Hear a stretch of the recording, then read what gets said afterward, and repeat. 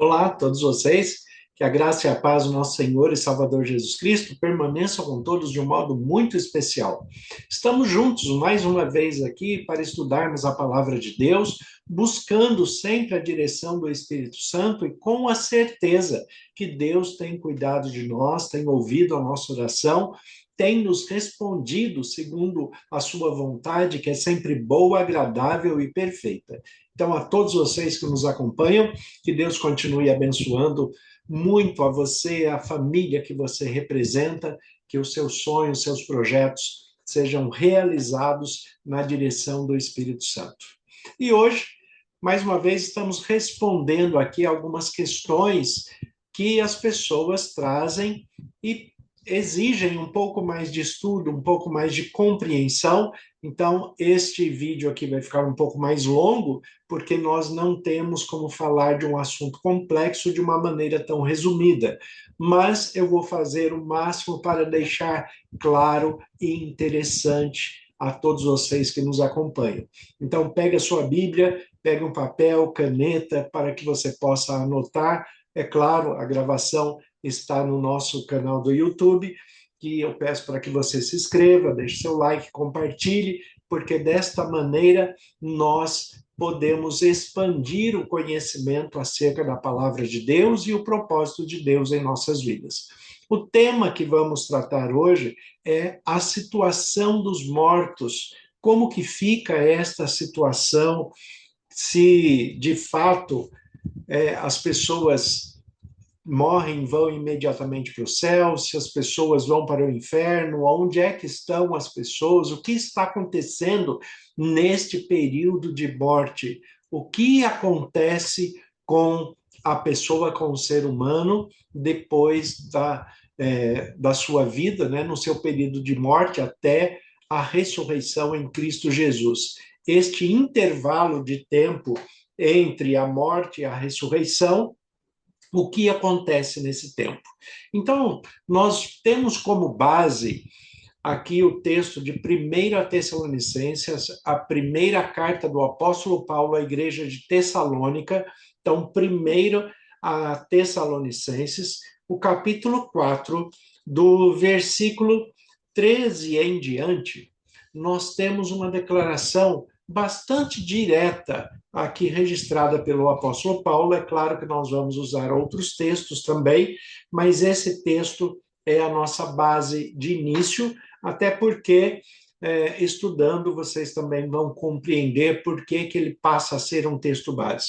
Então, 1 Tessalonicenses, capítulo 4, a partir do versículo 13, o nosso texto ele diz assim: não queremos, porém, irmãos, que sejais ignorantes com respeito aos que dormem, para não vos entristecerdes como os demais que não têm esperança. Pois, se cremos que Jesus morreu e ressuscitou, assim também Deus, mediante Jesus, trará à sua companhia os que dormem. Ora, ainda vos declaramos por palavra do Senhor isto: nós, os vivos que ficarmos até a vinda do Senhor, de modo algum precederemos os que dormem, porquanto o Senhor mesmo, dada a sua palavra de ordem, e ouvida a voz do arcanjo e ressoada a trombeta de Deus, descerá dos céus, e os mortos em Cristo ressuscitarão primeiro. Depois, nós, os vivos que ficarmos, seremos arrebatados juntamente com eles, entre as nuvens, para o encontro com o Senhor nos ares, e assim estaremos para sempre com o Senhor. Consolai-vos, pois, uns aos outros com estas palavras. Então, é um texto que, apesar de ser sucinto dentro da declaração que é feito, mas ele tem muitos detalhes que nós devemos observar.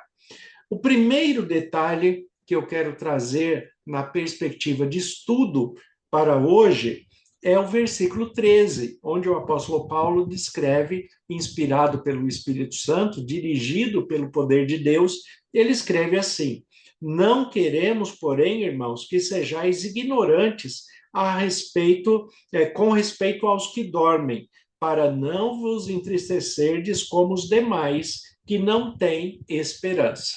Então, a primeira expressão que se traz aqui nesse texto é a expressão do sono, a expressão de estar dormindo, porque a morte, para Deus, ela é comparada a um sono. O sono é um intervalo. Todas as vezes que nós dormimos, nós é como se nós morrêssemos e ressuscitássemos todos os dias. Nós morremos quando dormimos e o Senhor nos ressuscita ao acordarmos. E isso acontece todos os dias. A questão aqui é que o apóstolo Paulo coloca: não queremos, porém, irmãos, que sejais ignorantes. A palavra ignorante, ela é muito mal vista na nossa língua portuguesa, mas o ignorante não é um xingamento. O ignorante é aquele que não conhece sobre um assunto, aquele que ignora algo, aquele que não quer conhecer. Né? O pior de não conhecer, mais além ainda do que isto, é não querer conhecer. Porque aquele que não quer conhecimento, ele também não vai ter desenvolvimento, não vai ter crescimento. Então, o apóstolo Paulo fala: olha, eu não quero que vocês ignorem uma verdade. Eu não quero que vocês pensem de uma maneira diferente daquela que o Senhor está apresentando. Então, eu não quero que vocês sejam ignorantes, ou seja, eu não quero que vocês ignorem ou fiquem sem conhecimento a respeito dos que dormem. E aí ele faz o paralelo aqui da morte como um sono. E ele fala: para não vos entristecerdes como os demais que não têm esperança. Ele não fala que nós, os cristãos, não ficamos tristes, não sentimos saudades, não é nada disso que ele está falando. Nós nos entristecemos, sentimos a ausência, mas é diferente daqueles que não têm esperança em Cristo Jesus, que não têm certeza da ressurreição, da salvação para a vida eterna. Então, a nossa posição, a nossa postura enquanto cristãos, conhecendo a ressurreição em Cristo Jesus, nós temos uma perspectiva de vida diferente e sabemos que aquelas pessoas que nós amamos, que também se entregaram a Cristo Jesus e o receberam como o único Senhor e Salvador de suas vidas, este também estará na ressurreição para a vida eterna. Então, ele fala: olha, nós ficamos tristes, temos saudades, mas não vos entristecemos por demais como aqueles que não têm esperança. Porque aqueles que não têm esperança, tudo acabou ali. Quando a pessoa morre, tudo acaba na perspectiva dessas pessoas. Então, aqui, o texto, ele fala que é um texto para que nós mantenhamos a esperança, para que nós mantenhamos a nossa fé, para que nós mantenhamos a perspectiva da ressurreição em Cristo Jesus, porque é uma verdade. Mas, quando a pessoa morre, ele entra num estado semelhante ao estado de sono. E ele fala aqui acerca dos que dormem.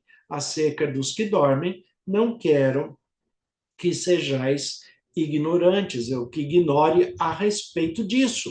A questão é: da onde o apóstolo Paulo vai tirar essa ideia de que a morte é um paralelo do sono? O próprio Jesus, ele explica isso quando nós vamos ali no Evangelho segundo João, né, o Evangelho segundo João, o capítulo 11, nós temos aqui nesse capítulo, e eu estou abrindo a Bíblia junto com vocês para nós caminharmos juntos também aqui, né? João capítulo 11, a partir do versículo 1, olha o que diz o texto aqui. Estava enfermo Lázaro de Betânia, da aldeia de Maria e de sua irmã Marta.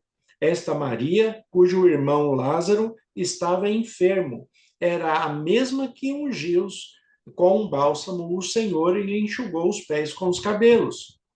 Mandaram, pois, as irmãs de Lázaro dizer a Jesus: Senhor, está enfermo aquele a quem amas. Ao receber a notícia, Jesus disse: esta enfermidade não é para a morte, e sim para a glória de Deus, a fim de que o Filho do Homem seja por ela glorificado. Ora, amava Jesus a Marta e a sua irmã, e a Lázaro. Quando, pois, soube que Lázaro estava doente, ainda se demorou 2 dias no lugar onde estava. Depois disse aos seus discípulos: Vamos outra vez para a Judéia.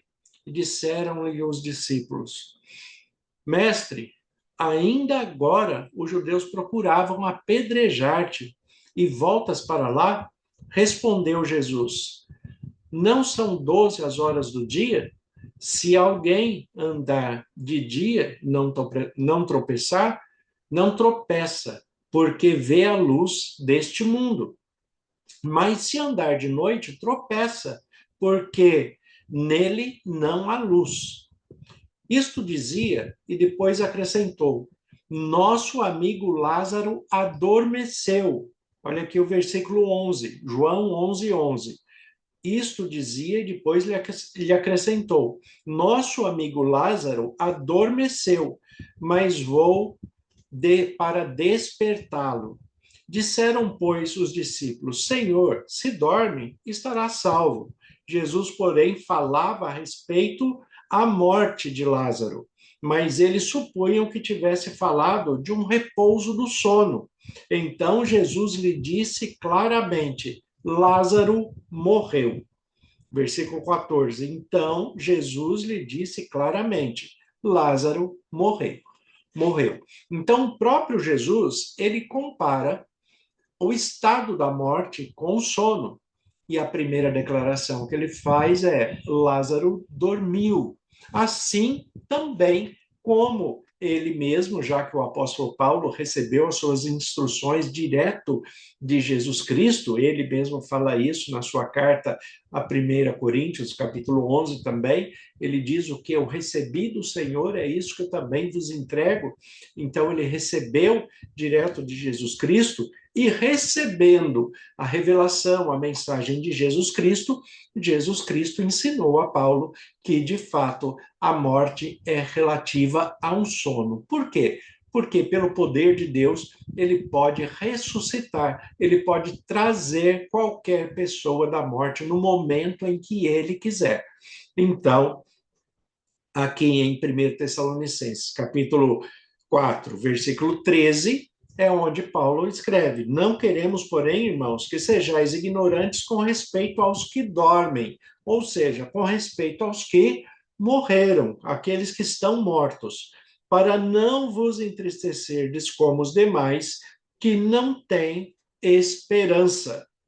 Pois se cremos que Jesus morreu e ressuscitou, assim também, mediante Jesus, trará a sua companhia os que dormem. Então, olhe que a todo tempo ele está comparando a morte com o sono, porque isto já era conhecido, isto já é conhecido dentro da perspectiva teológica hebraica, dentro daquilo que Deus já tinha revelado para todos os que eram estudiosos da palavra de Deus, estudiosos da Torá, da Tanakh, que é o Antigo Testamento completo, e agora no Novo Testamento, os discípulos e os apóstolos têm a mesma perspectiva, o mesmo ensino, a mesma direção. Então, o apóstolo Paulo fala: Pois se cremos que Jesus morreu e ressuscitou, assim também Deus, mediante Jesus, trará à sua companhia os que dormem. Ou seja, Deus trará à sua companhia, mediante Jesus, aqueles que morreram. E trará, observe que o verbo está no futuro, não é um verbo presente. Então, o estado, né, dos mortos neste momento é um estado de sono, é um estado de inconsciência, é um estado em que a pessoa não está vendo o que está acontecendo. Até porque, se alguém que morreu pudesse continuar vendo o que acontece nesse mundo e ir acompanhando, né, ia ser um grande problema, e iria ser um sofrimento muito grande desta pessoa estar acompanhando as pessoas que ela ama, né, aqui em sofrimento neste mundo, porque, como Jesus mesmo disse, neste mundo nós temos aflições e temos que ter bom ânimo para superar o mundo. Agora, quando nós observamos os detalhes aqui de 1 Tessalonicenses 4, então, no versículo 15, ele vai continuar. Ora, ainda vos declaramos por palavra do Senhor isto: nós, os vivos, que os que ficarem, até a vinda do Senhor, de modo algum precederemos aos que dormem. Observem que a perspectiva teológica, a perspectiva de conhecimento deles era diferente da maioria das pessoas hoje. A maioria das pessoas hoje tem uma perspectiva de conhecimento a respeito da morte e da ressurreição, trazendo aquilo que é conhecido em vários círculos teológicos, em vários segmentos teológicos, como o imediatismo do julgamento da morte, em que a pessoa, no momento da sua morte, ela já está julgada, e aí imediatamente ela já vai para o céu ou vai para o inferno, né? É claro que a pessoa, quando morre, ele sela o seu destino, mas ele sela porque ele não tem mais como mudar esse destino. Aquele que morreu salvo estará salvo, aquele que morreu perdido estará perdido. Agora, ambos, né, só irão ter essa perspectiva na ressurreição, no juízo final. Então, aqui no versículo 15 de 1 Tessalonicenses 4, o apóstolo Paulo escreve: ora, ainda vos declaramos por palavra do Senhor, ou seja, ele recebeu do próprio Jesus Cristo, por palavra do Senhor isto: nós, os vivos que ficarmos até a vinda do Senhor, de modo nenhum precederemos os que dormem. Observem que a perspectiva deles era que se Jesus voltasse hoje, os que estão vivos verão Jesus primeiro. Era essa a perspectiva deles. E depois os mortos seriam ressuscitados e também veriam Jesus. O texto é bem claro com esta afirmação, né? Aqueles que ficarem vivos até a volta de Jesus, que ele fala aqui, de modo algum precederemos os que dormem, porque era o que eles pensavam. As pessoas, em geral, pensavam que quando Jesus voltasse, os vivos fossem ter o privilégio de ver Jesus primeiro. Mas não é assim, porque no versículo 16 em diante ele vai explicar. E ele fala: porquanto o Senhor mesmo, dada a sua palavra de ordem, e ouvida a voz do arcanjo, e ressoada a trombeta de Deus, descerá dos céus, e os mortos em Cristo ressuscitarão primeiro. Depois, nós, os vivos que ficarmos, seremos arrebatados juntamente com eles, entre as nuvens, para o encontro do Senhor nos ares. E assim estaremos para sempre com o Senhor. Consolai-vos uns aos outros com esta palavra. Então, o que ele está dizendo aqui? Né? Que o próprio Senhor, né, dada a sua palavra de ordem, é o momento de Jesus vir, né, dada a palavra de ordem, o que vai acontecer? Ele vai colocar aqui que, ressoada a trombeta de Deus,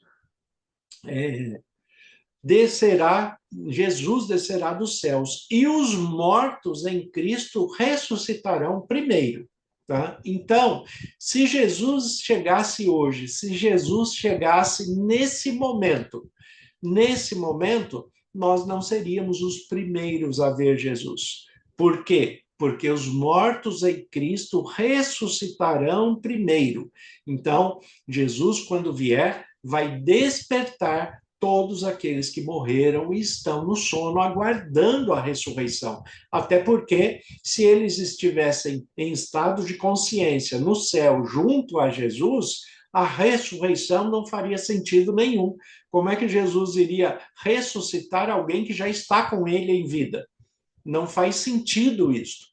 Então, o texto aqui fala: olha, se Jesus voltasse hoje, nós, os vivos, não veríamos Jesus primeiro. porque os mortos ressuscitarão primeiro.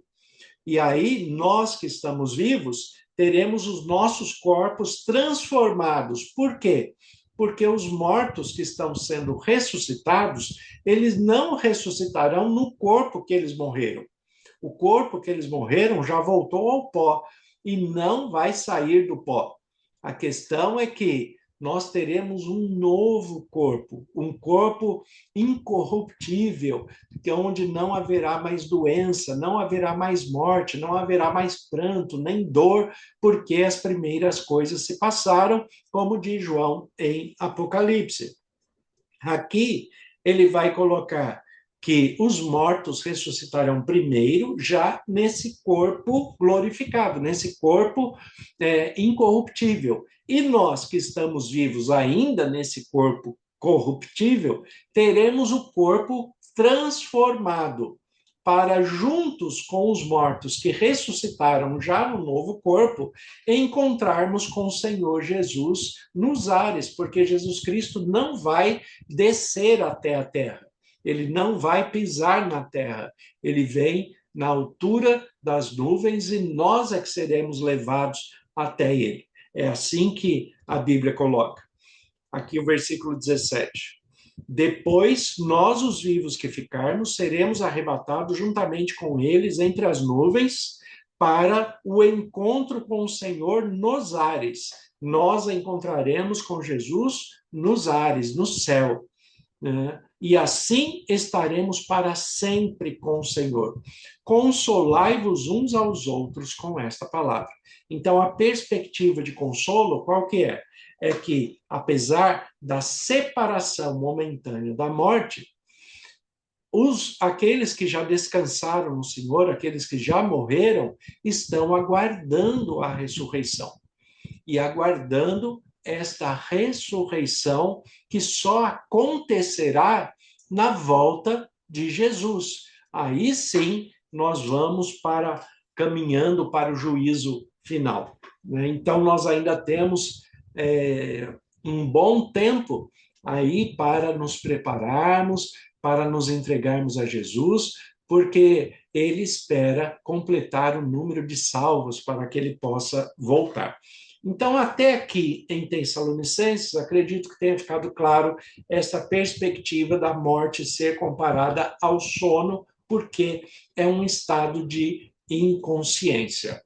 Aqui, voltando ao texto de João, capítulo 11, que fala a respeito de Lázaro, então, vamos ler aqui de novo o versículo 14, João 11, 14. Então Jesus lhe disse claramente: Lázaro morreu. No versículo 13, para a gente ter aliás, no versículo 11, para a gente ter um contexto, então ele fala aqui, e dizia isto, e depois acrescentou: nosso amigo Lázaro adormeceu, mas vou despertá-lo. Disseram-lhe, pois, os discípulos: Senhor, se dorme, estará salvo. Jesus, porém, falava com respeito da morte de Lázaro, mas eles supunham que tivesse falado do repouso do sono. Ou seja, o que o texto aqui apresenta é que quando os discípulos ouviram falar de Jesus que Lázaro tinha adormecido, eles pensaram que Lázaro estava melhor de saúde, porque as pessoas, quando estão em recuperação, muitas vezes elas dormem, descansam. O sono faz parte da recuperação também, E é muito importante que o organismo descanse para que tenha uma boa recuperação. Então, os discípulos pensaram: não, se ele está dormindo, é porque já está melhorando. Mas não era isso que estava acontecendo. E Jesus, observando que os discípulos não entenderam o que estava acontecendo, ele fala claramente, fala: Lázaro morreu. Lázaro, de fato, morreu. E eu vou lá despertá-lo. Você vê que Jesus, observe que ele nem utiliza a palavra ressurreição. Eu não vou ressuscitá-lo, eu vou despertá-lo. Jesus está insistindo que a morte é um sono. Eu vou lá despertá-lo. E aqui, né, no versículo 14, então Jesus lhe disse claramente: Lázaro morreu, já que eles não entendiam, né? E por vossa causa me alegro de que lá não estivesse, para que possais crer, vamos ter com ele. Né? Então, o que Jesus está falando? Vamos lá agora, que eu vou acordar Lázaro. Eu vou despertar Lázaro do seu sono. O que acontece é que quando eles chegam lá, a continuação do texto, olha o que diz aqui, versículo 16, continuando o texto aqui de João 11. Então, Tomé, chamado Dídimo, né? Dídimo por quê? Dídimo é a expressão para gêmeo, né? Ele tinha um irmão gêmeo. Então, Tomé, chamado Dídimo, disse aos condiscípulos: Vamos também para morrermos com ele, porque Jesus estava sendo perseguido naquela região e aqui, né, Tomé fala: se nós formos com ele para a Judéia, se voltarmos para lá, eles vão nos matar. Versículo 17. Chegando Jesus, encontrou Lázaro já sepultado. Havia 4 dias. Ora, Betânia estava a cerca de 15 estádios perto de Jerusalém. Muitos dentre os judeus tinham vindo ter com Maria e Marta para consolar a respeito de seu irmão. Marta, quando soube que vinha Jesus, saiu ao seu encontro. Maria, porém, ficou sentada em casa. Disse, pois, Marta a Jesus: Senhor, se estiveras aqui, não teria morrido meu irmão. Mas também sei que, mesmo agora, tudo quanto pedires a Deus, Deus te concederá. Declarou-lhe Jesus: Teu irmão há de ressurgir. Eu sei, replicou Marta, que ele há de ressurgir na ressurreição no último dia. Observem a perspectiva da fé, da crença firme naquele momento. Marta tinha convicção que Lázaro estava morto, estava num estado de sono, estava dormindo e que seria despertado, iria ressuscitar somente no último dia, no dia do juízo, no dia final. Então, aqui, o versículo 23 fala: declarou-lhe Jesus: teu irmão há de ressurgir. E ela fala: eu sei, replicou Marta, que ele há de ressurgir na ressurreição. Então, Marta não pensa que Jesus, que Lázaro, o seu irmão, já está no céu, né? Ou que ele pudesse estar sofrendo no inferno. Não, ela não pensa nada disso. Ela sabe que ele morreu, foi sepultado e só voltará à consciência, só voltará à vida quando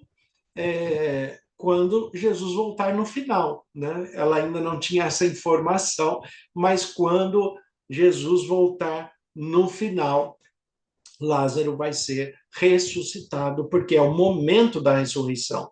Então ela fala, ele há de ressurgir na ressurreição no último dia, ou seja, o dia da volta de Jesus, em que nós estamos esperando hoje.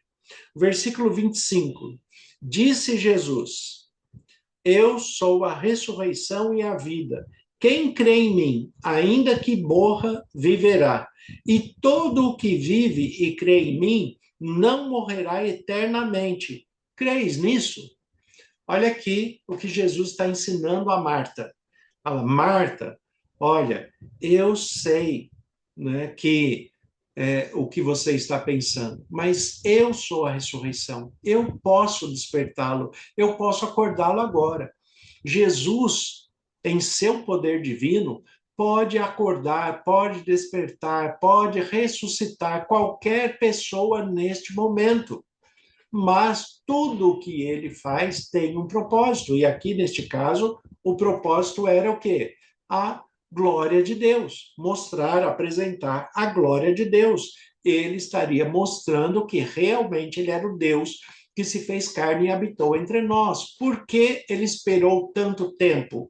para chegar ali, porque havia uma lenda ali, é, uma lenda entre os judeus, entre os hebreus, que falava que a pessoa, quando morre, o seu espírito poderia ainda ficar vagando pela terra até o terceiro dia. Mas no quarto dia, os portões do Sheol se fechavam e ninguém poderia mais tirar a pessoa de dentro do Sheol, que é o lugar dos mortos, a não ser que fosse o próprio Deus. Então, o que Jesus faz? Conhecendo essa história, conhecendo essa lenda falsa que as pessoas pregavam, ele não foi a tempo para chegar antes do terceiro dia e ressuscitar Lázaro, porque senão eles iam falar que essa ressurreição era totalmente possível porque estava antes do quarto dia. Então, Jesus espera completar os 4 dias e no quarto dia ele vai ressuscitar Lázaro, porque agora somente Deus pode tirar Lázaro da morte. E é isso que Jesus faz. Ele chama Lázaro pelo nome e traz Lázaro de volta à vida. Ele acorda Lázaro desse sono. Versículo 26. E todo o que vive e crê em mim não morrerá eternamente. Crês nisso? Olha a pergunta que ele faz para Marta. Todo aquele que crê em mim não vai ficar eternamente morto, não vai ficar eternamente no sono, não vai ficar num sono eterno. Ele vai ressuscitar. E eu posso fazer isso. Versículo 27, ela responde: Sim, Senhor, respondeu ela. Eu tenho crido que tu és o Cristo, o Filho de Deus, que deveria vir ao mundo. Tendo dito isto, retirou-se, chamou Maria, a sua irmã, e lhe disse, em particular: O mestre chegou e te chama. Ela, ouvindo isso, levantou-se depressa e foi ter com ele, pois Jesus ainda não tinha entrado na aldeia, mas permanecia onde Marta se avistara com ele. Os judeus que se estavam com Maria em casa e a consolavam, vendo-a levantar-se depressa e sair, seguiram-lhe supondo que ela ia ao túmulo para chorar. Quando Maria chegou ao lugar onde estava Jesus, ao vê-lo, lançou-se-lhe aos seus pés, dizendo: Senhor, se estiveras aqui, o meu irmão não teria morrido. Observe que ela fala a mesma frase que Marta falou também. Jesus, vendo-a chorar, e bem assim os judeus que a acompanhavam, agitou-se no espírito e comoveu-se. A empatia de Jesus com a tristeza, com o sofrimento, né? E perguntou: Onde o sepultastes? Eles disseram: Senhor, vem e vê. Jesus chorou. Esse versículo é lindo, 2 palavras, João 11:35. Jesus chorou. Ele mostra os seus sentimentos, as suas emoções, a sua empatia, mesmo tendo todo o poder e já sabendo que vai ressuscitá-lo. Então, disseram os judeus: Vede o quanto o amava. Mas alguns objetaram: Não podia ele, que abriu os olhos dos cegos, fazer que este não morresse? Jesus, agitando-se novamente em si mesmo, encaminhou para o túmulo. Era este uma gruta, e cuja entrada tinham posto uma pedra. Então ordenou Jesus: Tirai a pedra. Disse-lhe Marta, irmã do morto: Senhor, já cheira mal, porque já é o quarto dia. Olha aqui o reforço do quarto dia por causa da lenda, por causa da história que eles contavam. Já é o quarto dia, ele já está em estado de putrefação, ele já está se decompondo, vai tirar essa pedra, já está cheirando mal. O versículo 40. Respondeu-lhe Jesus: Não te disse eu que se creres verás a glória de Deus? Tiraram então a pedra. E Jesus, levantando os olhos aos céus, disse: Pai, graças te dou porque me ouviste. Aliás, eu sabia que sempre me ouves, mas assim falei por causa da multidão presente, para que creiam que tu me enviaste. E tendo dito isto, clamou em alta voz: Lázaro, vem para fora. E saiu aquele que estivera morto, tendo os pés e as mãos ligados com ataduras e o rosto envolto num lenço.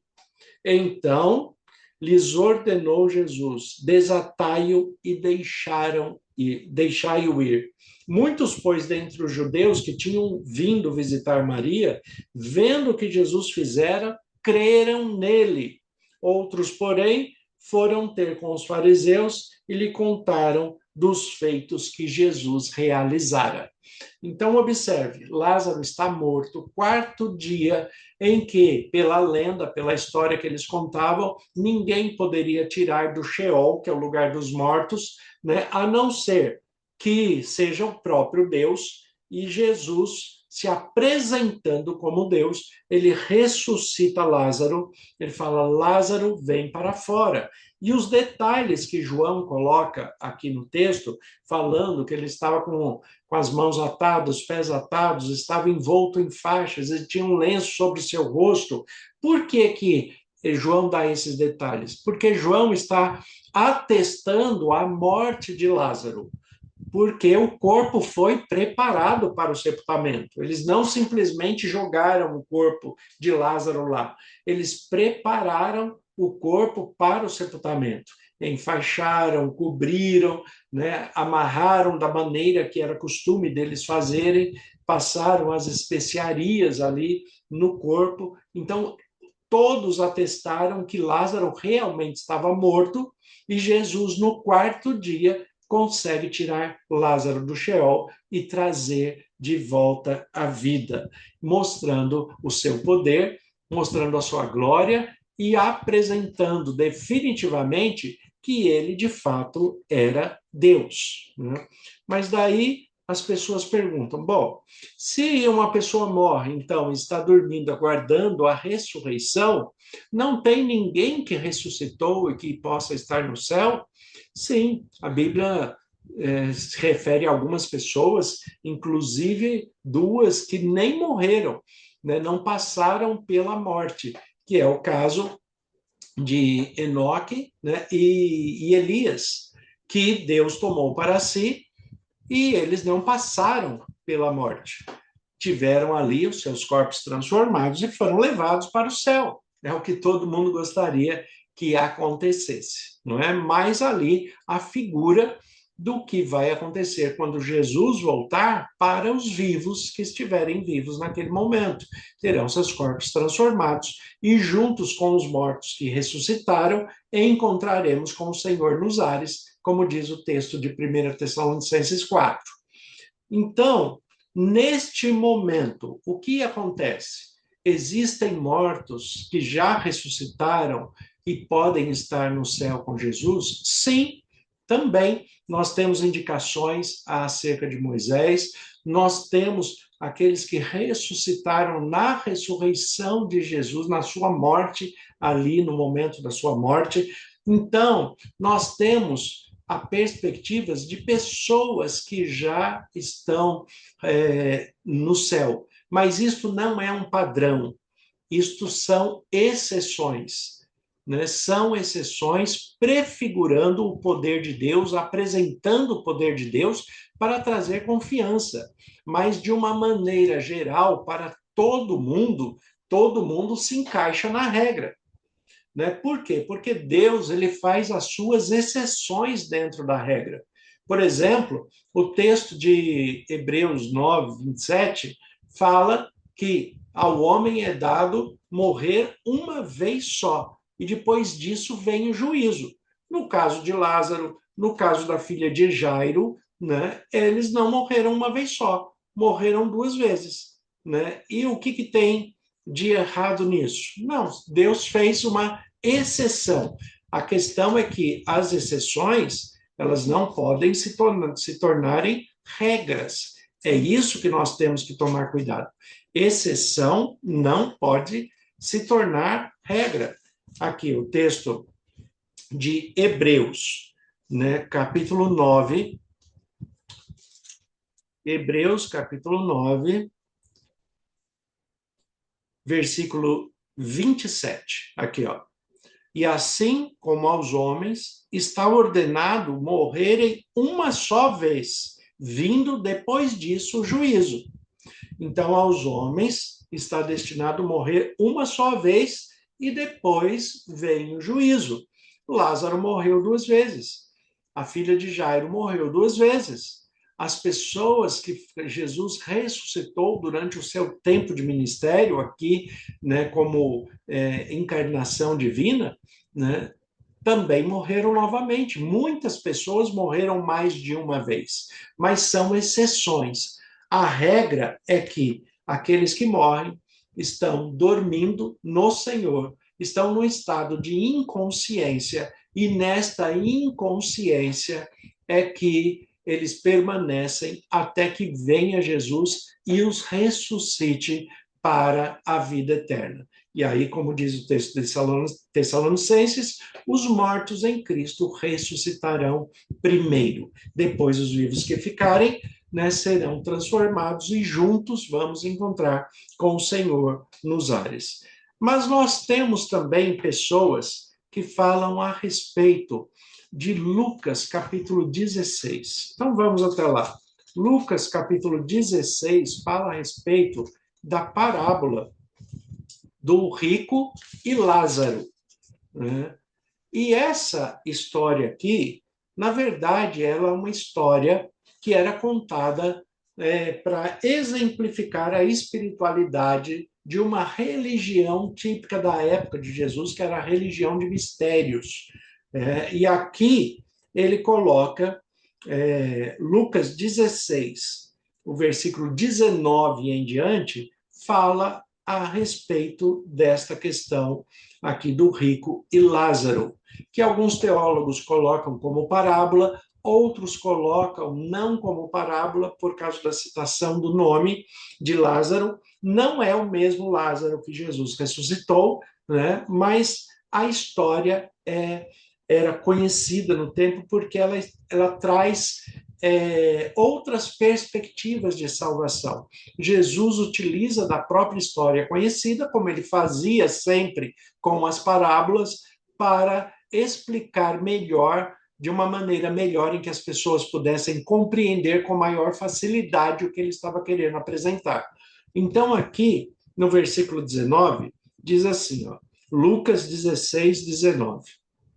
Ora, havia um homem rico que se vestia de púrpura e linho finíssimo, que todos os dias se regalava esplendidamente.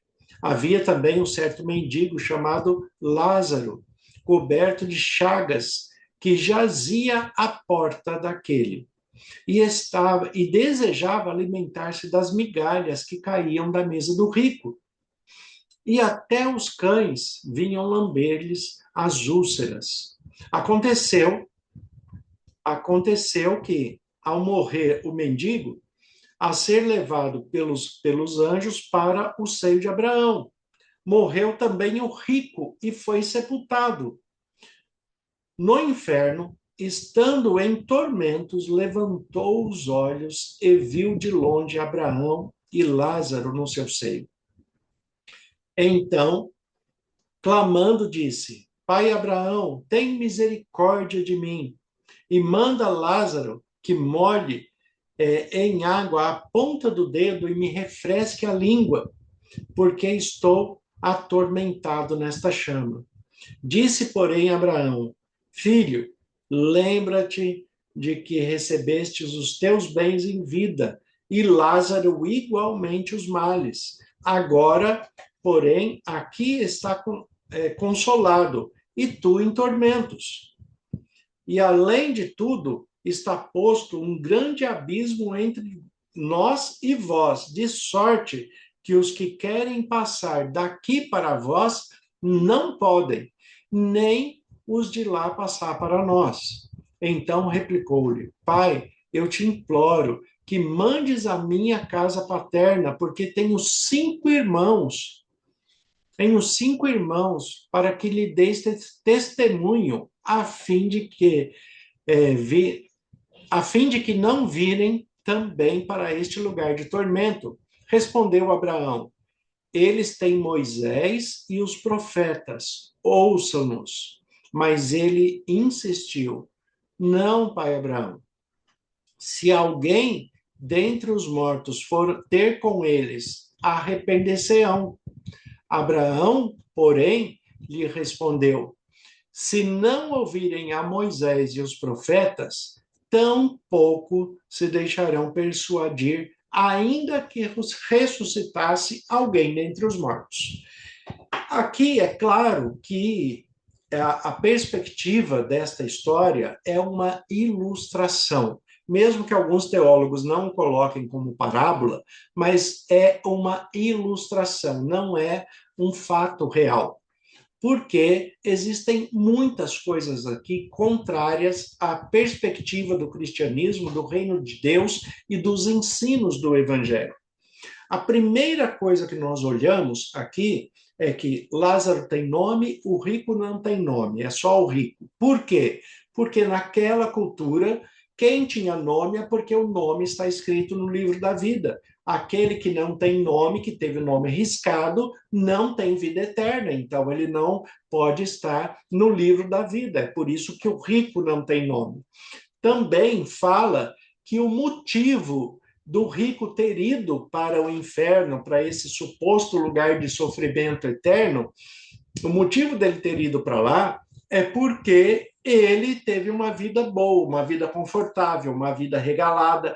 Então, todo rico que tem conforto vai sofrer porque ele viveu bem nessa vida e na próxima vida ele tem que pagar com um sofrimento. É isso que vai acontecer? Né? É isso que aqui esse texto está dizendo, né? Que o rico foi para o lugar de tormento porque nesta vida ele teve uma vida boa. E Lázaro, como teve uma vida muito ruim, era doente, estava morrendo, se alimentava das migalhas, tinha ulcerações na pele, né? Vinham os cachorros lamberem. Então, como ele foi humilhado, como ele passou um tempo de penitência muito forte aqui nessa terra, então agora ele está salvo porque ele já cumpriu a sua penitência, já cumpriu a sua sentença. Então, Lázaro teria sido salvo porque ele teve uma vida ruim e o rico foi condenado porque teve uma vida boa. Isso não tem nada a ver com a pregação do evangelho e nada a ver com o cristianismo. Também ele vai utilizar de alguns termos extremamente judaicos, próprios para os hebreus ali, que é a questão de se referir a Deus como Pai Abraão. Pai Abraão era uma maneira respeitosa dos hebreus se dirigirem a Deus de uma maneira usando Abraão como se fosse um certo intercessor, porque Abraão é o pai da fé. Então, utilizando essa ideia aí de intercessão de Abraão, né? E aí ele pede a Deus, né, que Lázaro, né, molhe a ponta do dedo e coloque na sua língua para refrescá-lo. E aqui o pai Abraão, Deus, né, fala para ele, fala, isso não pode acontecer, por quê? Olha aqui o versículo 26. Né, além de tudo, está posto um grande abismo entre nós e vós, de sorte que os que querem passar daqui para vós outros não podem, nem os de lá passar para nós. Ou seja, entre os dois havia um abismo intransponível, mas o rico que está em tormento consegue ver Lázaro no céu, e Lázaro que está no céu não consegue ver o rico, né, ali em sofrimento. Um outro detalhe também que tem aqui é quando o rico fala que ele tem 5 irmãos e ele pede para que Abraão vá visitá-los e que pregue o evangelho para que eles não vá para esse lugar de tormento. E a resposta que foi lhe dada está aqui no versículo 29. Respondeu Abraão: eles têm Moisés e os profetas. Essa expressão, Moisés e os profetas, a lei e os profetas, como Jesus fala em outros textos, Moisés é a citação do Pentateuco, né? E os profetas é o restante do Antigo Testamento, tirando os 5 primeiros livros, então se referia aos outros livros do que nós chamamos hoje de Antigo Testamento, chama-se de profetas. Então, o que ele está falando aqui é: eles têm a Bíblia. Não vai vir ninguém dos mortos para pregar para eles, porque eles têm a Bíblia, que creiam na Bíblia. Assim como hoje, Deus não vai mandar ninguém, né, que está morto pregar para ninguém. Nós temos a Bíblia e temos hoje uma Bíblia com muito mais informação, porque temos um cânon fechado de Gênesis a Apocalipse. Então, hoje nós temos a revelação completa daquilo que Deus quer passar para nós, dentro do limite de nós compreendermos na nossa humanidade. Então, aqui, o que ele coloca, né, que, né, de fato, quem está vivo, até porque no tempo de Jesus, é Jesus que está contando essa parábola aqui, né? Essa figura de linguagem, para os que não consideram parábola. É ele que está apresentando essa história. Então, quando ele fala no versículo 29, respondeu Abraão: eles têm Moisés e os profetas. É claro que Moisés e os profetas não estão vivendo no tempo de Jesus. Aqui Jesus está falando da Bíblia que eles tinham em mãos naquele momento, né, que não era completa como a nossa, porque toda a revelação ainda não tinha sido passado, mas eles tinham a Bíblia daquele momento. Era a Bíblia que Jesus estudava, a Bíblia que Jesus lia, e era a Bíblia que se pregava o Evangelho para todo mundo, o que nós chamamos hoje de Antigo Testamento, que, aliás, é um termo muito ruim para se referir à Bíblia, porque essa ideia de antigo dá a ideia de ultrapassado, o que não é verdade, porque o Evangelho de Deus é um Evangelho eterno e continua válido de Gênesis a Apocalipse. Então, a questão que ele coloca aqui, olha, existe Bíblia e existem pregadores na Terra. Então, que eles creiam, se aquele que não quer, né, ir para um lugar de tormento, então creiam no que a Bíblia fala, porque já está escrito ali pelo que Moisés escreveu e pelo que os profetas escreveram. Então, a Bíblia já está na mão deles, eles creiam. Né? E aí o versículo 31. Abraão, porém, lhe respondeu: se não ouvem a Moisés e os profetas, ou seja, se não acredita na Bíblia, tampouco deixarão persuadir, ainda que ressuscite alguém dentre os mortos. O que Jesus está falando? Quem não acredita na Bíblia como palavra de Deus, né, nem se ele ressuscitasse um morto, não acreditaria da mesma forma. Ficaria impactado com aquele momento, mas não seria permanente a sua conversão, a sua sinceridade de fé, o seu compromisso com Deus, a sua aliança eterna. Então Jesus fala: lá existe a Bíblia, existem pregadores, creiam no que está escrito. Então, essa figura que Jesus está montando aqui em Lucas 16 não é uma história real, apesar de trazer contexto das realidades. Né? E qual é a realidade que Jesus quer apresentar? Que nós temos Bíblia e pregadores. Creiam nos pregadores, creiam na palavra de Deus como única regra de fé e prática para todo cristão, porque os mortos estão adormecidos, os mortos não têm consciência, e os que têm consciência, que já estão no céu vivos, porque ou já passaram pela ressurreição, ou foram levados como Enoque e Elias, então esses, né, como o próprio texto aqui fala, entre eles e nós existe um abismo intransponível, de modo que eles não sabem o que está acontecendo aqui. Então, não tem referência do que está acontecendo aqui. Mas, em nenhum dos casos, essa história, essa figura pode ser usado como doutrina. A única coisa que Jesus está falando aqui, né, como orientação é: nós temos Bíblia e temos pregadores, temos pastores, temos líderes espirituais que pregam a Bíblia como única regra de fé e prática. Então, sigam o que eles estão falando. Então, é isso que quer dizer essa questão aqui da parábola, né? Também tem algumas pessoas que trazem o texto de Lucas, né? Lucas, capítulo 23, né? Falando ali da crucificação de Jesus, ou da crucifixão, como alguns querem falar hoje, né? Eu prefiro ser um pouquinho mais antigo e falar crucificação mesmo, né? Então, a crucificação, aqui em Lucas, capítulo 23, e aqui no versículo 39 a 43, também nós temos uma outra questão que as pessoas questionam para falar que aqueles que morrem imediatamente também vão para o céu, o que é uma interpretação que não cabe dentro do texto. E nós vamos ver aqui. Lucas 23, ele diz assim, Lucas 23, 39. Um dos malfeitores crucificados blasfemava contra Jesus, dizendo: Não és tu o Cristo? Salva-te a ti mesmo, e a nós também. Respondeu-lhe, porém, o outro. Repreende-o, dizendo, né, nem ao menos temes a Deus, estando sob igual sentença?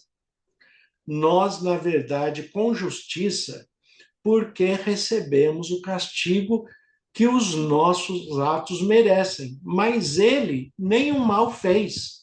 E acrescentou Jesus, lembra-te de mim quando vieres o teu reino.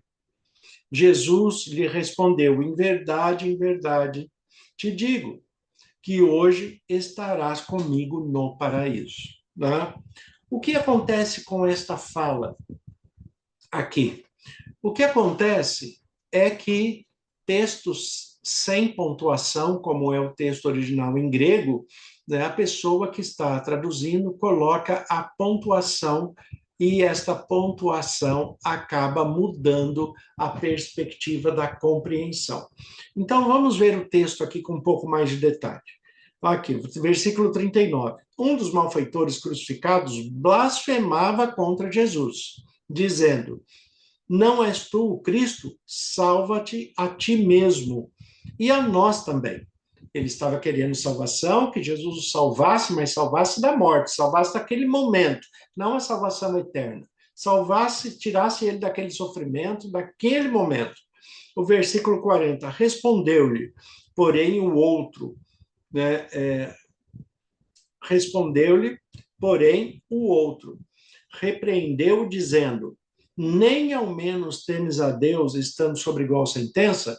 Então, um malfeitor está conversando com Jesus, falando, olha, o senhor não é o Cristo, então tira a gente daqui. Jesus não responde nada, o outro, do outro lado, fala com o primeiro, né? Fala, olha, você está aqui porque você merece. Nós somos malfeitores, nós cometemos crimes para estar aqui. E mesmo estando aqui, você ainda não se arrepende, ainda blasfema, ainda fala desse jeito com ele. E o versículo 41, olha o que ele fala. Nós, na verdade, com justiça, porque recebemos o castigo que nossos atos merecem, mas este nenhum mal fez. O que ele está falando? Nós estamos aqui crucificados porque nós merecemos, nós fomos maus, nós fomos maus feitores de fato. Mas Jesus não, ele está aqui sem merecimento, ele não fez nada demais, não fez nada de mal. Versículo 42, e acrescentou, agora falando com Jesus, Jesus, lembra-te de mim quando entrares no teu reino. Aí ele fala, Jesus, agora ele fala com Jesus, lembra-te de mim quando entrarem no teu reino. Ele fala, Jesus, eu creio que o Senhor é o Messias, eu creio que o Senhor tem um reino eterno. Lembra-te de mim quando entrares no seu reino. Ele sabe que Jesus vai morrer ali, mas ele tem já a esperança, a perspectiva no seu coração, na sua mente, de que, de fato, ele irá ressuscitar. Lembra-te de mim quando entrares no teu reino. O versículo 43, que é o versículo que traz a polêmica, ele fala assim: Jesus lhe respondeu: em verdade te digo, hoje estarás comigo no paraíso. Então, observe, Jesus está sendo crucificado numa sexta-feira. A Bíblia fala que ele morre, né, exatamente às 3 horas da tarde, o horário do último sacrifício. Então, Jesus está morto numa sexta-feira e só vai ressuscitar no domingo pela manhã. Tá? Então, o versículo aqui, nós vemos que ele já está não está em conformidade com o restante da história bíblica, porque a resposta de Jesus, se Jesus tivesse realmente dado essa resposta para ele, né, ele não teria dito a verdade, estaria mentindo. Por quê? Porque ele teria falado: olha, hoje estarás comigo no paraíso. Mas Jesus não foi sexta-feira para o paraíso. Jesus não foi naquele dia para o paraíso. Todos morreram naquele dia, mas Jesus só ressuscitou no domingo. Então, ele não poderia ter falado: hoje estarás comigo no paraíso. Então, a questão aqui, quando nós observamos as palavras gregas, o texto grego, as palavras que foram utilizadas aqui, na verdade, o texto melhor pontuado, ele ficaria assim: e respondeu-lhe Jesus: vou dizer uma verdade agora.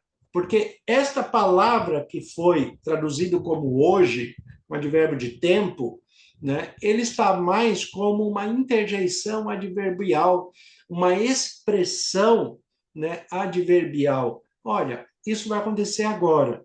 Né? Em verdade eu te digo agora. Em verdade eu te digo agora. Em verdade eu te digo hoje. Por quê? Por que em verdade eu te digo hoje? Porque você está confessando seu pecado hoje. Porque você está me reconhecendo como Senhor e Salvador da sua vida hoje. E pela sua declaração e pelo seu pedido hoje.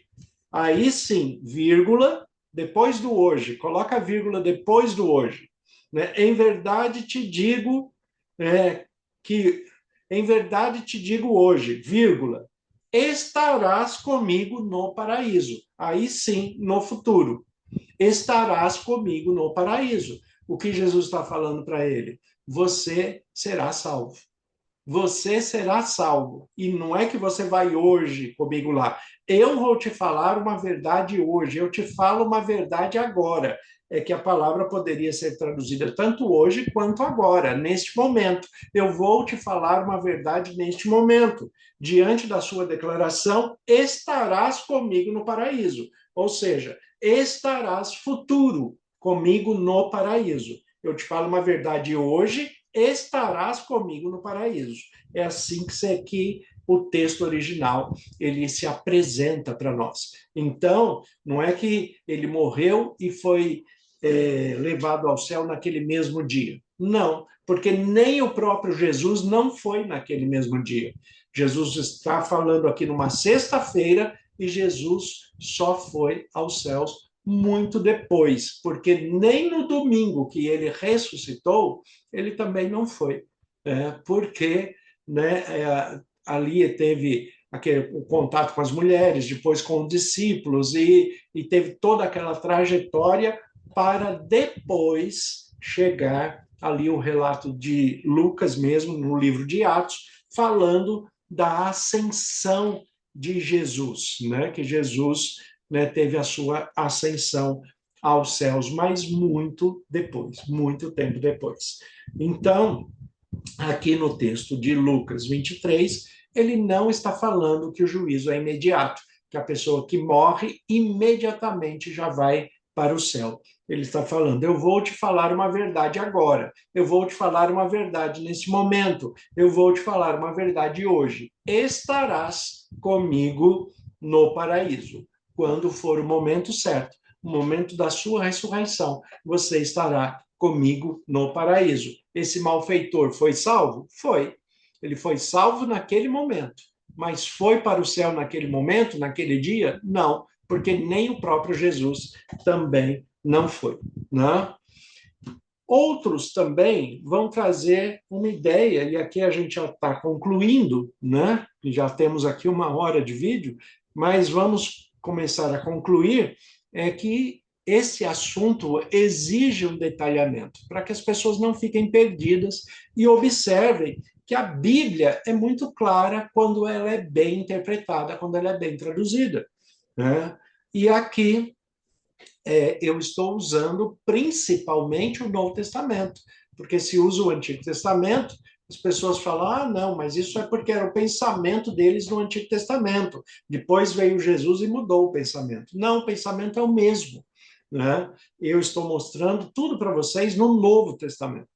Né? E aqui nós temos o texto de Apocalipse, que muitas pessoas falam também desse texto, falando a respeito da morte e que aqueles que morreram poderiam estar, né, diretamente já no céu. Apocalipse 6, de 9 a 11, é o quinto selo que é aberto.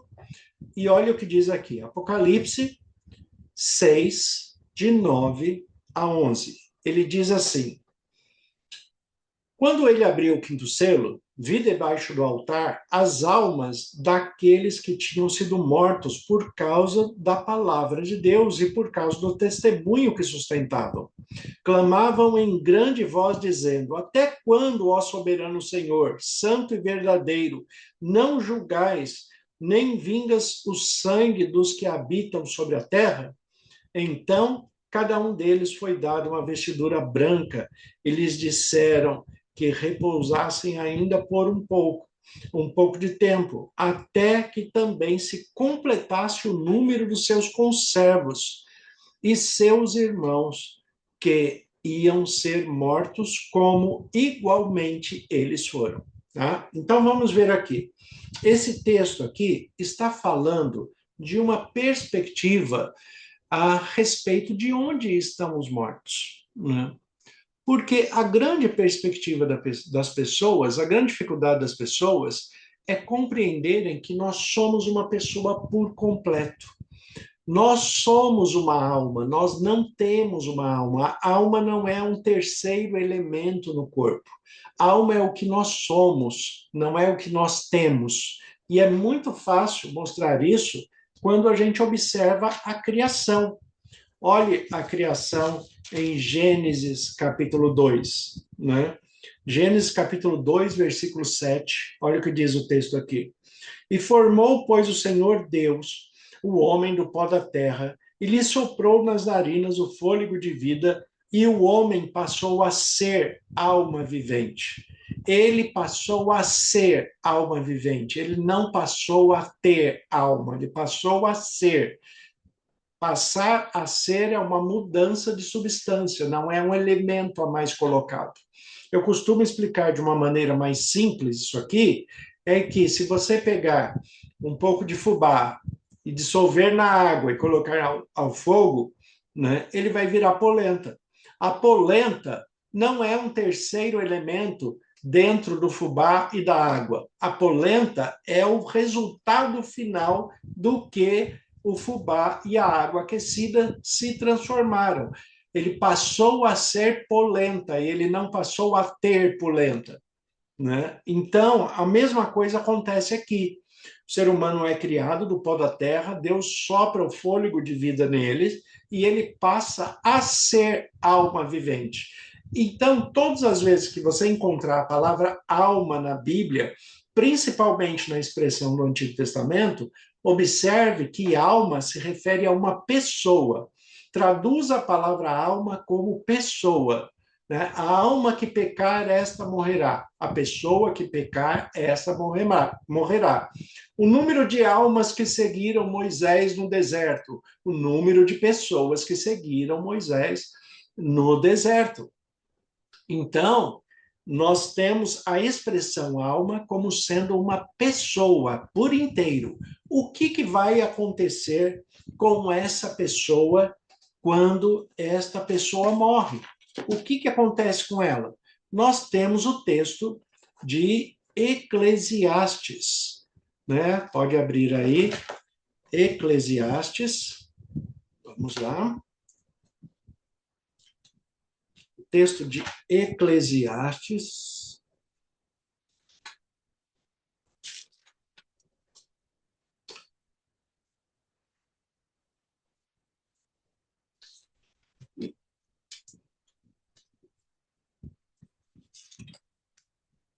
O texto de Eclesiastes, ele vai nos falar, né, o capítulo 9, versículo 5, olha o que ele diz aqui.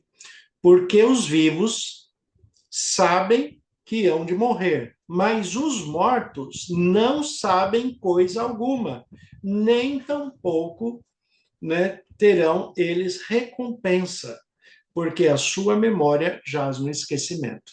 Então, observe aqui, no versículo 5, Eclesiastes 9, 5. Por quê? Os vivos sabem que hão de morrer, mas os mortos não sabem coisa alguma, não sabem de nada. Um outro texto que nós temos também é Eclesiastes 12, 7, né? Onde o texto fala, né? E o pó volte ao pó, né? E o pó volte à terra como era, e o espírito volta a Deus que o deu. Né? Então, o que acontece no final? Né? Quando a pessoa morre, né? O pó volta ao pó como era. Fomos criados do barro, como nós vimos ali em Gênesis 2. O pó volta ao pó como era. Né? Mas o espírito volta a Deus que o deu. O fôlego de vida volta a Deus que o deu. Né? E ele volta como? É aí que é a dúvida das pessoas. Porque esse espírito que volta, ele não é como aquele que nós recebemos, porque nós temos experiências de vida, temos memória, temos emoções, né? E onde é que fica tudo isso? Né? Isto fica aos cuidados de Deus. Isso não é para a gente. Né? Fica aos cuidados de Deus. Mas o que a Bíblia coloca é o quê? Que a pessoa, quando morre, está num estado de inconsciência, ela está dormindo. Aí tem pessoas que falam assim, mas quando eu estou dormindo, eu sonho. Né? Eu tenho uma atividade cerebral, eu sonho. Sim, nós temos atividade cerebral. Deus pode ter acesso a isso a qualquer momento, mas é Deus que tem acesso. Não são os mortos que ficam tendo acesso a essa terra, a sua vida, a minha vida, olhando como que está a sua família, né? A minha esposa que faleceu, por exemplo, a Ivone, que descansou no Senhor, ela não está me vendo gravar esse vídeo e falando para vocês, nem mesmo a respeito dela. Nós temos que observar a Bíblia, a palavra de Deus, como ela é, como ela apresenta, e não querer criar figuras que venham confortar o nosso pensamento, o nosso coração, as nossas emoções. Até porque, em 1 Tessalonicenses 4, que nós começamos com ele, fala que o consolo, né, verdadeiro está na ressurreição em Cristo Jesus. E esta ressurreição só acontecerá quando Jesus voltar. Então, aqui, o que está falando o texto de Apocalipse 6? Olha, quando ele abriu o quinto selo, vi debaixo do altar as almas daqueles que tinham sido mortos por causa da palavra de Deus e por causa do testemunho que sustentava. Então, ele está falando dos cristãos que morreram salvos em Cristo Jesus. Essas pessoas estão aonde? Segundo o texto bíblico, elas estão num lugar abaixo do trono de Deus. De que modo? Né? Elas estão ali, né, inconscientes, aguardando a ressurreição. Que lugar que é esse? Não sei. Eu não estive lá. Eu não sei. Quando eu morrer, eu vou estar lá, aguardando a ressurreição também. Mas o fato é que estar lá não existe atividade, mas Deus sabe que está lá. E quando ele usa, aqui no versículo 10, clamaram em grande voz, dizendo: Até quando, ó soberano Senhor, santo e verdadeiro, não julgas nem vingas o nosso sangue dos que habitam sobre a terra? O nosso sangue e dos que habitam sobre a terra? Então, aqui, o texto de Apocalipse, muitas pessoas usam como a intercessão dos santos, porque aqui são os que já morreram, que estariam falando com Deus, fazendo um questionamento. Até quando o Senhor não vai efetuar a justiça sobre aqueles que nos mataram, sobre aqueles que nos fizeram mal? O Senhor não vai se vingar dessas pessoas? Não. Primeiro, que esse clamor aqui, né, é um clamor pelo julgamento, o julgamento final. Mas não quer dizer, né, que isso esteja de fato acontecendo, porque é uma figura que Deus está apresentando a João de que Deus não se esquece daqueles que morreram salvos. Deus não se esquece do sofrimento que nós passamos. Deus é justo e verdadeiro e trará a recompensa para cada um, galardão para cada um, né, segundo as suas obras, como ele vai falar também em Apocalipse 14, né, que, né, cada um vai receber o galardão segundo as suas obras. Agora, aqui, ele simplesmente está mostrando a João que ele não vai deixar impune aqueles que mataram, aqueles que torturaram, aqueles que fizeram maldades com os cristãos. Ele está ciente de tudo o que aconteceu e ele vai realmente colocar tudo em ordem. Então, aqui não está falando de intercessão dos santos, que os santos, as pessoas que morreram, se transformaram em santos e estão no céu, intercedendo por nós, clamando por nós, porque aqui eles estão clamando. Não. Primeiro, aqui, que eles não estão clamando, né, por ninguém. Né? Eles estão clamando por ele mesmo. Até quando o Senhor não vai fazer juízo? Até quando, né, o Senhor que é soberano, o Senhor que é verdadeiro, não julgas e nem vingas o nosso sangue, né, e dos que habitam sobre a terra? Então é um contexto de vingança que só pertence ao Senhor, porque o juízo de Deus não é vingança. O juízo se trata de justiça, de fazer aquilo que é correto, aquilo que é certo. Não é fazer maldade por vingança, porque aquele que faz maldade por vingança é tão mal quanto o que cometeu a maldade. E Deus não é tão mal quanto Satanás. Não pode ser. Então, em Deus, que tem amor, que tem a bondade pura e plena, né, ele está falando para João, simplesmente aqui em Apocalipse 6, que ele não esqueceu. E está mostrando uma figura que João já conhece. Por quê? Porque João conhece a história de Caim. E olha a história de Caim aqui, em Gênesis capítulo 4, né? Os versículos 8 e 9. Olha aqui, ó. Gênesis 4, a história de Caim e Abel, vocês conhecem, né? Caim matou Abel, e olha aqui o versículo 8 de Gênesis 4 que diz: Disse Caim a Abel, seu irmão, né, vamos ao campo. Estando eles no campo, sucedeu que se levantou Caim contra Abel, o seu irmão, e o matou. Disse o Senhor a Caim: Onde está Abel, teu irmão? Ele respondeu: Não sei. Acaso sou eu tutor de meu irmão? E disse Deus: Que fizeste?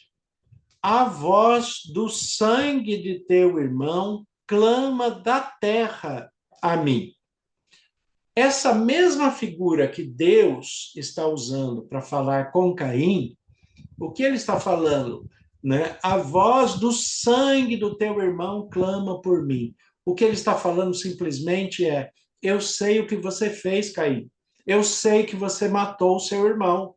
O sangue dele foi derramado na terra. Eu sei disso, porque Deus sabe todas as coisas. Ele não está falando literalmente que Caim está clamando a Deus, desculpe, que Abel está clamando a Deus para que Deus tome uma providência porque Caim o matou.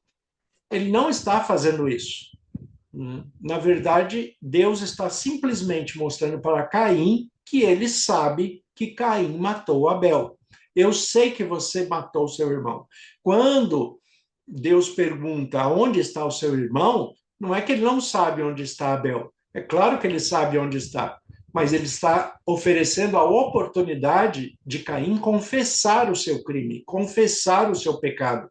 Mas Caim não confessa. Ele é mau, ele é duro de coração. Então ele fala, né? Acaso sou eu tutor do meu irmão? Eu não estou aqui para tomar conta do meu irmão, não estou aqui para guardar ele. E daí Deus fala, né, no versículo 10, a voz do sangue do teu irmão clama da terra a mim. Ou seja, eu sei que você matou o seu irmão. Então, essa questão aqui do sangue clamar é a mesma figura de Apocalipse capítulo 6, quando ele coloca aqui no versículo 10, clamaram em grande voz, dizendo, até quando, ó soberano Senhor, santo e verdadeiro, não julgas nem vingas o nosso sangue? Entenderam a ligação? Ali em Gênesis 4, né, Abel clamando pelo sangue, mas simplesmente falando da onisciência de Deus. Deus sabe que Caim matou Abel. E Deus sabe também todos aqueles que receberam maldades por serem cristãos, né, por serem firmes na fé, por perseverarem até o fim. Então Deus está falando para João, João, não se preocupe, no momento certo eu vou fazer justiça, porque eu sei tudo o que está acontecendo. Simplesmente assim. Né? E aí, né, como nós concluímos esse estudo, como nós concluímos essa questão? Aonde estão de fato os mortos? Né? Os mortos, como fala Eclesiastes 12:7, o pó volta ao pó como era, e o espírito volta a Deus que o deu. Estão em que lugar? Né? Essa memória, os sentimentos, a experiência de vida, está em que lugar isso? Está em algum lugar que a Bíblia classifica como debaixo do trono de Deus. Que lugar é este? Não sei. Que lugar é esse que Deus mostrou para João? Nem João, que viu, não sabe aonde que é. Nem Paulo, que foi levado ao terceiro céu, não sabe aonde é. Mas nós sabemos de uma coisa, que todos os que morreram em Cristo Jesus estão descansando no Senhor, não têm consciência de nada que está acontecendo aqui, não podem ser mediadores nem intercessores, porque não têm esse acesso, até porque isso seria um sofrimento para eles, e né, estão aguardando a ressurreição para receber um corpo glorificado, incorruptível, que vai ser para toda a eternidade. E aí, voltando ao texto de Tessalonicenses, né, 4:13, quando ele fala: não queremos, irmãos, que sejais ignorantes com respeito aos que dormem, para não vos entristecerdes por demais como aqueles que não têm esperança. Pois se cremos que Jesus morreu e ressuscitou, assim também Deus, mediante Jesus, trará à sua companhia os que dormem.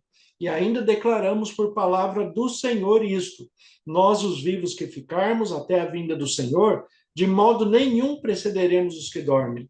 Porquanto o Senhor mesmo, dada a sua palavra de ordem e ouvida a voz do arcanjo, ressoada a trombeta de Deus, descerá dos céus, e os mortos em Cristo ressuscitarão primeiro, e depois os vivos que ficarem serão arrebatados juntamente com eles entre as nuvens para o encontro com o Senhor nos ares, e assim estaremos para sempre com o Senhor. Consolai-vos, pois, uns aos outros com estas palavras. poder de Deus, ele conserva aqueles que estão dormindo no Senhor, aguardando a ressurreição, guardando a sua experiência de vida, guardando a sua memória, guardando os seus sentimentos, as suas emoções, guardando tudo aquilo que é dádiva de Deus e que receberemos de volta com muito mais compreensão para a vida eterna. Então, descansem. Se você, nesta época de Natal, essa época de Ano Novo, essas festividades sempre nos levam a pensar naqueles que descansaram no Senhor, estão dormindo no Senhor. Mas mantenham a fé, o consolo de Deus, a esperança pelo Espírito Santo, pela palavra, creiam na palavra de Deus e saibam que nós nos encontraremos na ressurreição para a vida eterna, num corpo glorificado. Que Deus abençoe a todos. Espero que tenham gostado desse estudo, né? Um estudo bastante detalhado, né? Se tiverem mais alguma dúvida, pode deixar aí no chat, podem perguntar que eu vou respondendo para vocês sem problema nenhum. O nosso intuito é que nós estudemos a palavra de Deus e conheçamos de fato a verdade, porque, como diz Jesus, conhecendo a verdade nos libertará. Senhor, nosso Deus e Pai, nós te agradecemos pela tua palavra que é viva e eficaz. Como ministro do Evangelho, em nome de Jesus, eu peço as tuas bênçãos sobre todos os que estão acompanhando neste momento, sobre cada família por eles representados, aqueles que estão enlutados, aqueles que sentem a ausência dos entes queridos que já dormem no Senhor. Que o Senhor esteja amparando, consolando e dirigindo segundo os teus propósitos, em nome de Jesus. Amém. Que Deus abençoe a todos. É um excelente dia, em nome de Jesus.